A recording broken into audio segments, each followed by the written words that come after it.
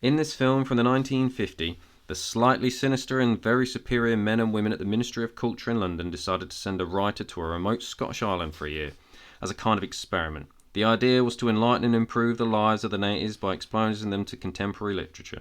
The islanders are not happy about this at all.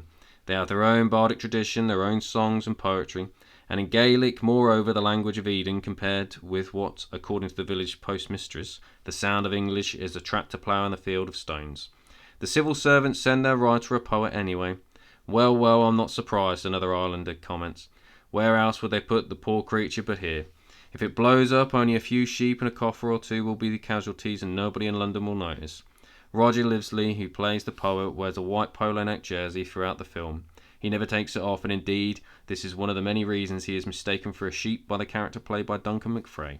After a drunken night at the Chandley, no one can understand a word of his impenetrable poetry, but nevertheless the islanders grow to like him because in other respects he is very practical.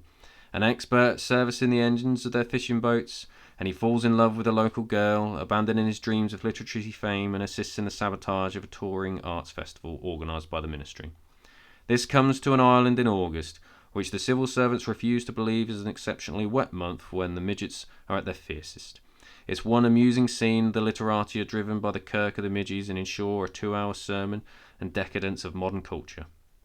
During their ordeal, the poet and some accomplices loose the festival marquee guy ropes and it's blown into the sea.